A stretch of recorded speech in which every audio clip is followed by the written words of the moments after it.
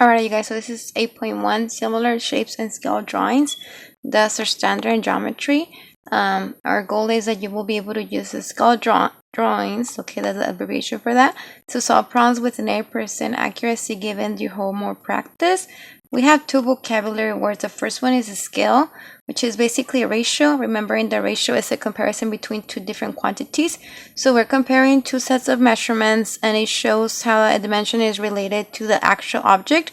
So for instance, this one says every 1 centimeter that you see on the paper is actually 1 meter in real life. Okay, and you see this, a lot of this in architecture and engineering and drafting drawings or blueprints.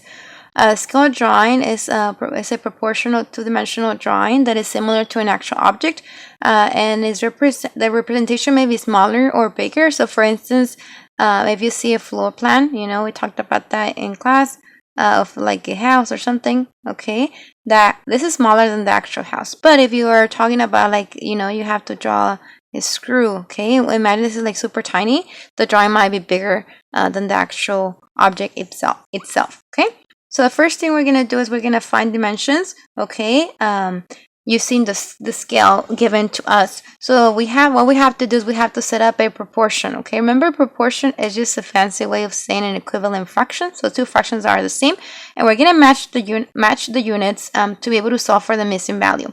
So for instance, if you're given the scale of 4 inches, you know, for every 4 inches on the drawing, it's actually 3 feet, okay. So I'm going to set it up as 4 inches equals 3 feet. Now, I'm given inches, so they say, you know what, this line is 12 inches. How many feet is that in actuality, okay, in real life? So what I'm going to do is find the factor. I can find the factor, and they see, you know, but trying to figure out what I have to multiply 4 by to get to 3 might be a little more time consuming. So what we're going to do, we're going to do the cross products. Remember, I call this the butterfly effect. So this is going to be set up equal to that, okay? So I don't know that right there. So I'm just going to call it my x, okay? So I'm saying 12 times 3, that's 36, and that's going to be equals 4 times that, which I don't know, which is my x, okay? So then I have to do the inverse operation, right? We just went over that to solve for my x. So this has been multiplied, so I have to divide, and what I do to one side, I have to do to the other side. So then x equals to 9. And what are the units? Feet. So this, if I have 12 inches right here, that's going to be 9 feet right here. 9 feet. Okay. So again, the line that was drawn, that was 12 inches, in reality, it's actually 9 feet. Okay. So that is how we find dimensions in that sense. How do we draw in a different scale? So for instance, if you're given a rectangle, you know, and they say in reality that rectangle is 6 meters times, you know, by 12 meters, and you're given a scale of 1 centimeter equals 3 meters.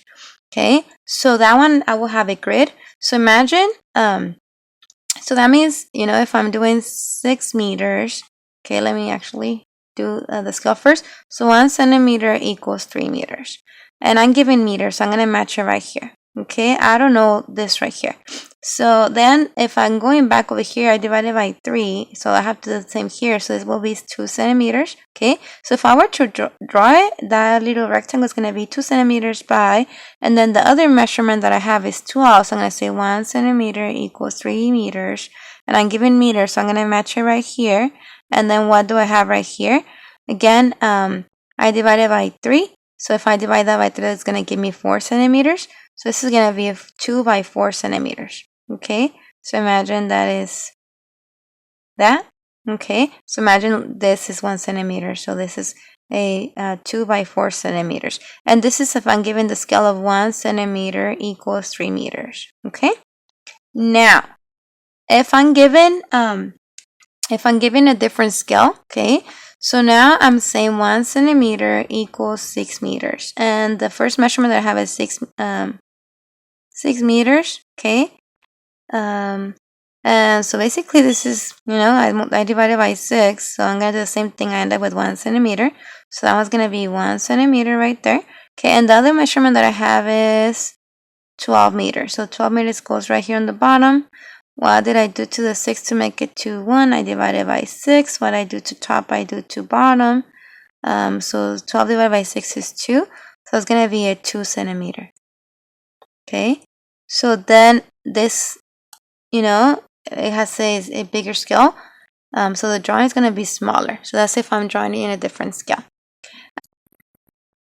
Okay, so using the scale factor to find the area, remember that we find the area of a rectangle multiplying the length times width, or also known as base times height. So if I'm given this drawing and I say 11 by 28 inch, but in reality every 2 inches of that drawing equals 3 feet, I have to figure out what is the actual size of the length and the width to be able to figure out the area of that actual piece of, property, whatever it is. So first I'm going to set up a ratio, so then I end up with having 2 inches equals 3 feet. Now I'm given inches, so I'm going to match the inches right here. So I'm going to do the first one, so 11 inches right here. I don't know this right here, so I'm going to call that x.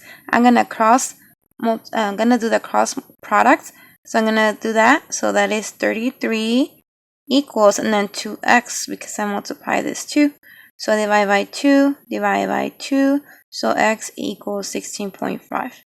So in my real object, this right here equals 16.5 feet. So I'm going to write 16.5 feet. And this one right here, then I'm going to take my 28 inches.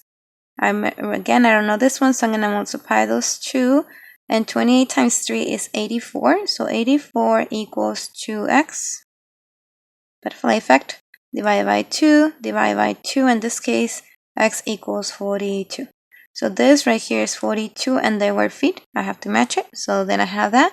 Now that I have the real sizes of those two, of the height and the base, or the width and the length, I'm going to multiply those two to get my area. So I'm going to say 16.5 times 42. So 2 times 5 is 10, so 0, carry the 1 over. 2 times 6 is 12, plus 1 is 13, carry the 1 over, and then 2 times 1 is 2, plus 1, that's 3. 4 times 5 is 20, carry 2 over. 4 times 6 is 24, plus 2 is 26, carry my 2 over, and then 4 times 1 is 5. 4 times 1 is 4, plus 2 is 6. Okay, so when I add them together, I end up with that, and then I look at my decimal. There's one decimal point. How many numbers to the right of it? 1. So that's how many digits we have to have in the answer, in the product, to the right of our decimal. So it is 693. So the area is 693, and there were feet, so square feet. Okay, so that will be my answer. Just wanted to point something out right here. Some of you do the X, and I suggest that you do that if you don't want to just skip a space like I do.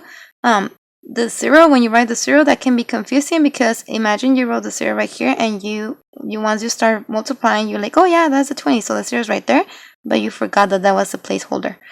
So again, just a recommendation. Alrighty, remember, math is magical, and you're amazing. Bye bye.